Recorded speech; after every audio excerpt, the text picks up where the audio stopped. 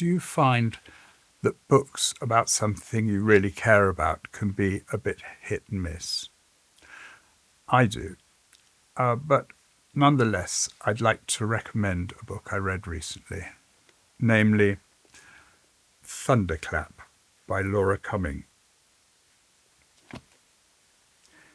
It concerns Holland around the mid-17th century, and in particular the events on the 12th of October 1654. On that day, the artist Karel Fabricius was killed by a massive explosion. He was working in his studio when a stock of gunpowder stored in the same building ignited, hence the title of the book, Thunderclap. The explosion killed him, destroying the building and along with it much of his wonderful work. I found so much to like about this book. Laura Cummings' empathy for the Dutch artists of that period brought them all to life. This may be partly because she is the daughter of two artists and her upbringing enabled her to write with such convincing sincerity about the way artists live and work. Something so refreshing in contrast to the generally academic approach taken by many critics. The book weaves in and out of the lives of artists such as Fabricius, Vermeer and Rembrandt, and at the same time the lives of herself and her parents.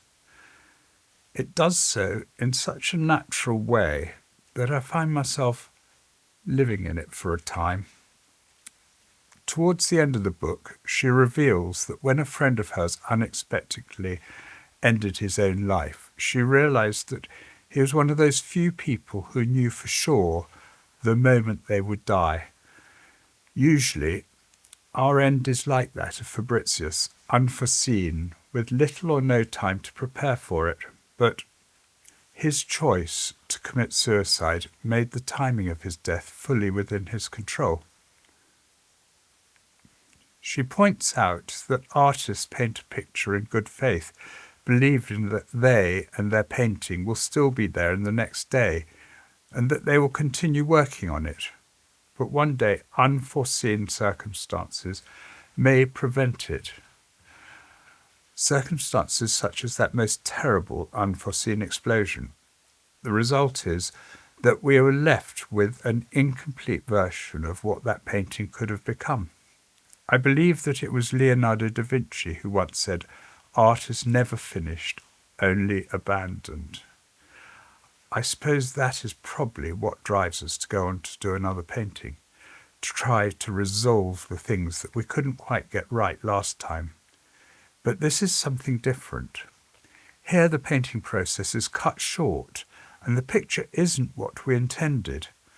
Like an unfinished sentence, what you had meant to express can be completely altered. There is a disconnect between the expression of our ideas and how they are received anyway. How the artist sees their painting and how a viewer may interpret it are rarely aligned. In speech, we never really can be sure that when we say something, the listener will hear what we say in the same terms.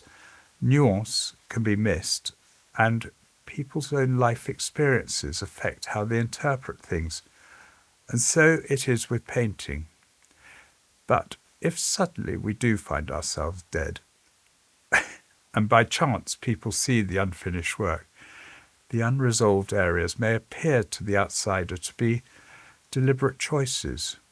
We are no longer there and able to defend our work, to stand up and say, "Of course, it was not meant to be like that," or "I was going to add another layer of colour and shift the balance of the composition entirely."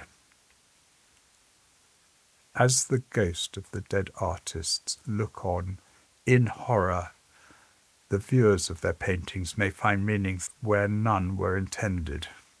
How will these ghost artists deal with these unreasonable and ill-informed judgments? Not much is known of what to expect, but if they have an equivalent of paint in the afterlife, these artist spirits will conceivably just pick up another canvas and set to work. Because the afterlife may be a place where all the pains are healed and we finally find peace. So, much like the pictures they made, these spirits won't care what we think. Bye.